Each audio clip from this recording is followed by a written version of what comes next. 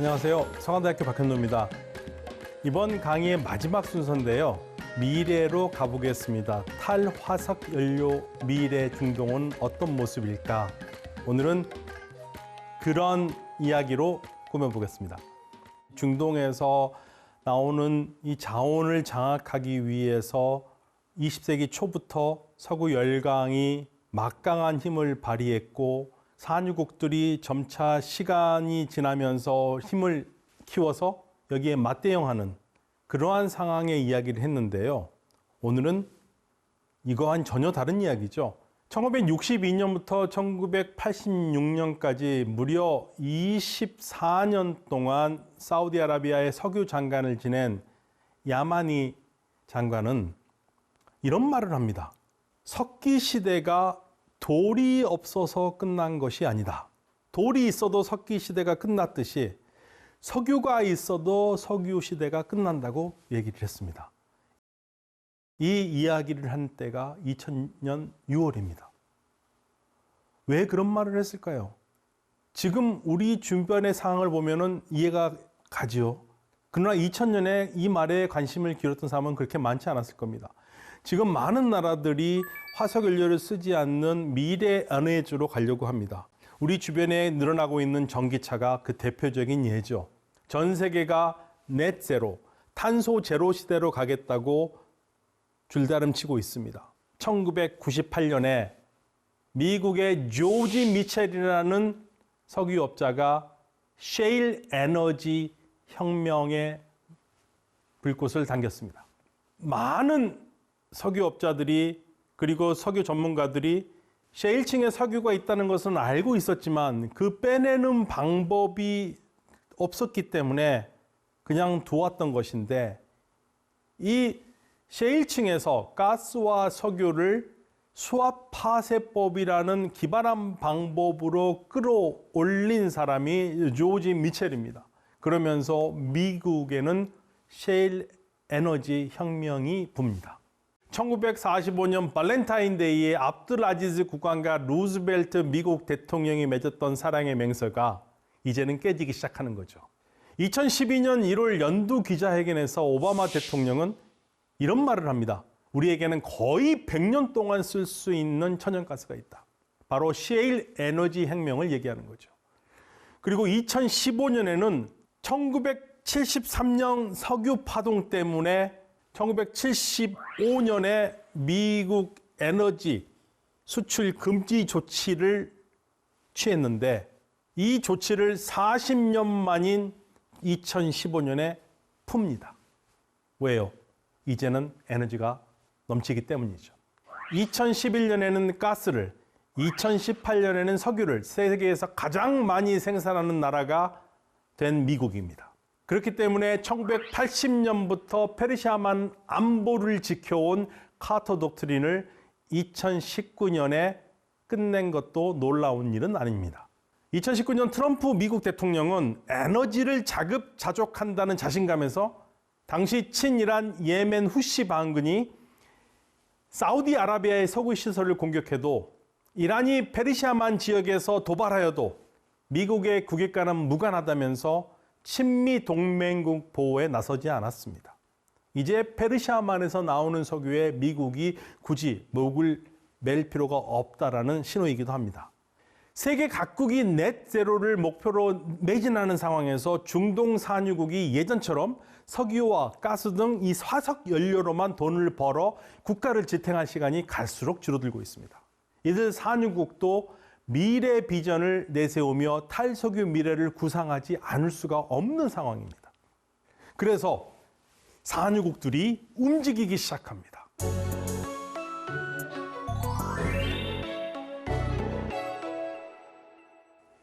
카타르, 세계에서 가장 가스가 많은 나라 중에 하나인데요. 화석연료가 카타르 국부에서 차지하는 비중은 정말 압도적입니다. 이 풍부한 화석연료는 수출의 85%, 국내 총 생산액의 60%, 정부 재정의 70%를 차지합니다. 그런데 기후위기에 적극적으로 대처하려는 전 세계적인 움직임을 고려하면 이런 자원에만 의존해서는 국가 발전을 지속할 수 없다는 것을 깨달은 거죠. 그래서 1995년부터 교육을 활성화해서 지식 기반 과학기술 중심 국가를 건설하겠다고 나섰습니다.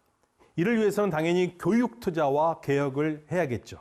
그 결과 교육이 국민 총생산에 이바지하는 비율은 2012년에서 2013년 1.3%에서 2018년, 2019년에는 3.3%로 오릅니다. 2022년 예산에서 교육은 8.7%의 예산을 차지합니다. 교육에 많은 예산을 쓰고 있습니다.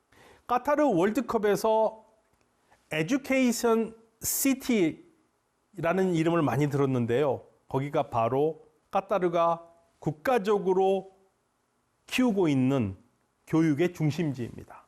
세계 유수한 대학을 불러와서 전 세계에서 오는 유학생들을 받아 가르치고 그리고 자국민들을 가르쳐서 그곳을 새로운 미래 산업의 전초기지로 만들려고 합니다.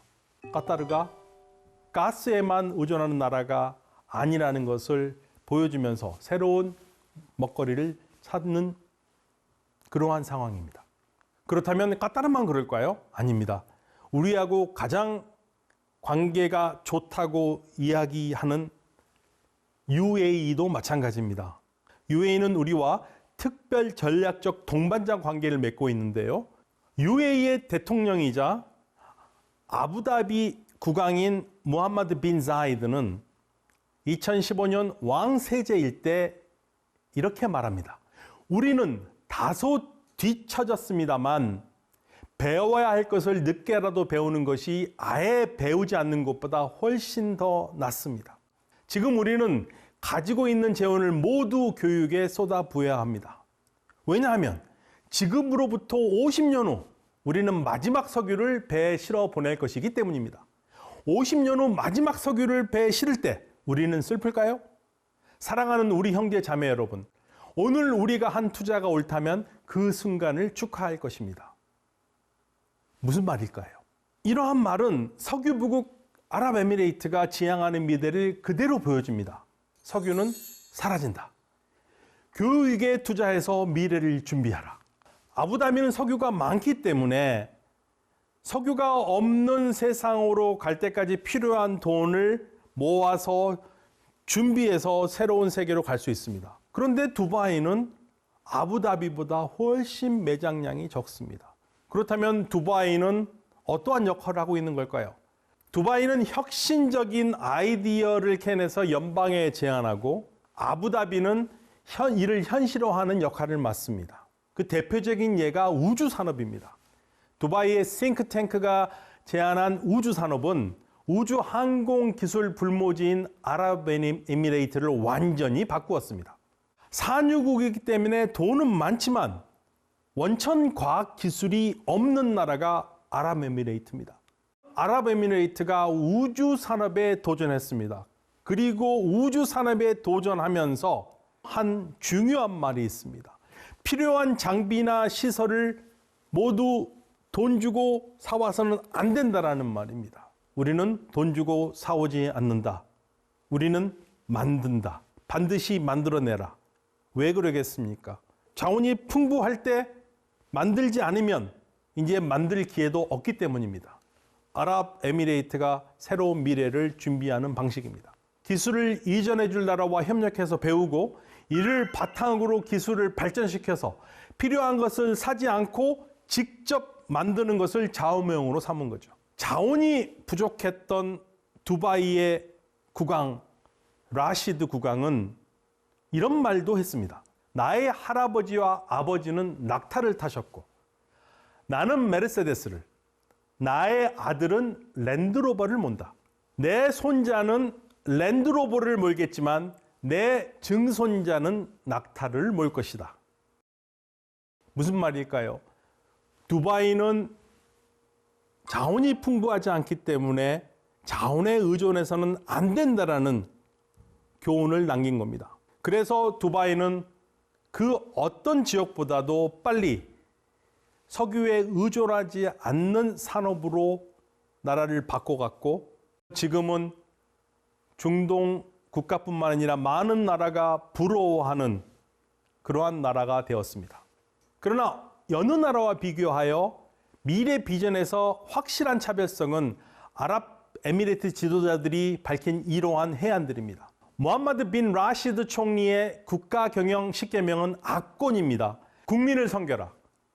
자리를 숭배하지 말아라. 계획을 세워라. 스스로를 점검하라. 협력팀을 만들어라. 혁신하지 않으면 물러나라. 소통하라. 항상 경쟁하라. 지도자를 만들어라. 삶을 바꾸어라.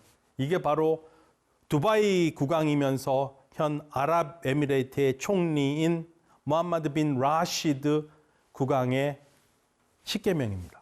여섯 번째 혁신계명은 아주 눈여겨보아야 합니다. 혁신하지 않는 정부는 늙는다. 새로운 경제는 혁신에 달려있다. 훌륭한 아이디어보다 더 강한 것은 없다. 이처럼 혁신은 이미 아랍에미레이트의 대표적인 국가 브랜드로 자리 잡았습니다. 이런 나라는 발전할 수밖에 없을 것입니다. 석유가 없어도 발전할 수밖에 없을 것입니다.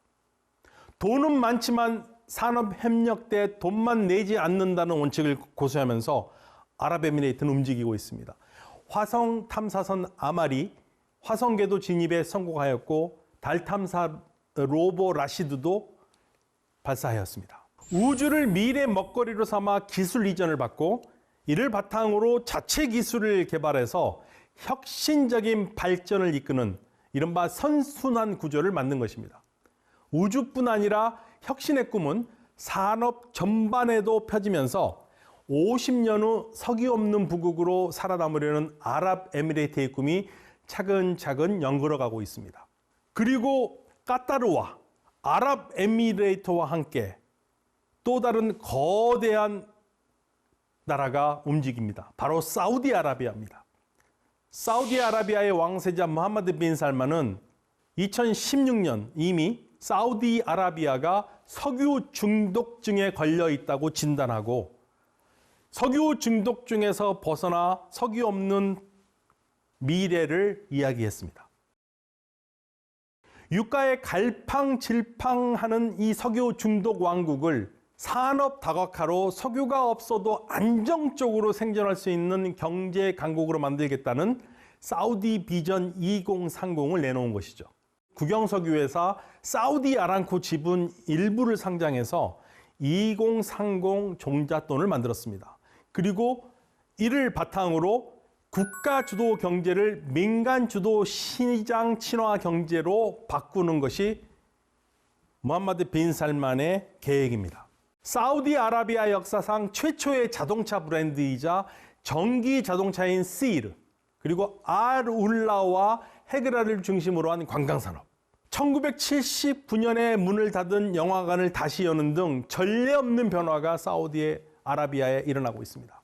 그러나 그 무엇보다도 전 세계에 관심을 모은 것은 그리스어로 새로움을 뜻하는 네오, 그리고 아랍어로 미래를 뜻하는 무스타크발의 영문 첫자 M을 따서 조합한 네옴이라는 신도시입니다. 이 네옴이라는 신도시를 왕국의 북서부 홍해에 연한 타북 지역에 세우겠다는 겁니다.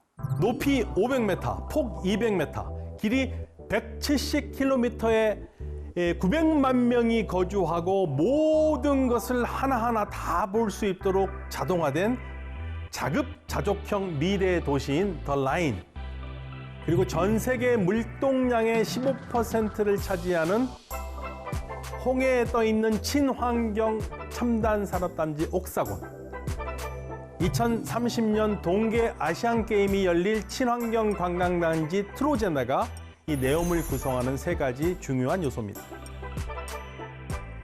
그리고 네옴 앞에 있는 신달라 섬에 요트 관광 휴양지를 2024년에 완공하고 엠파이어 스테이트 빌딩 20개가 들어가는 무카압을 세계 최대 신도시민 리야드의 무라바에 건설합니다. 즉, 이 모든 계획들은 석유와 가스를 전혀 쓰지 않는 미래를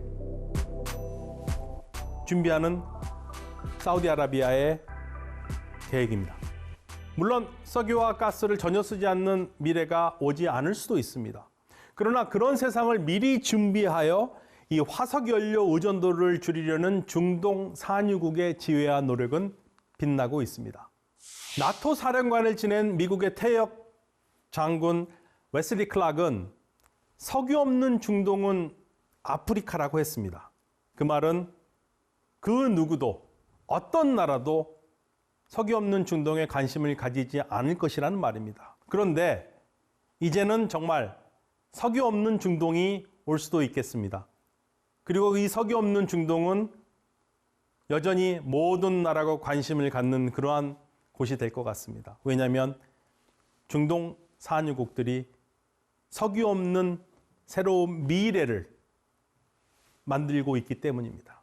전 세계가 탈화석 연료 미래로 가고 있을 때 중동도 함께 가고 있습니다. 중동의 움직임을 유심히 살펴보면서 자원과 미래를 다시 한번 생각해 봅니다. 함께 해주셔서 감사합니다. 감사합니다.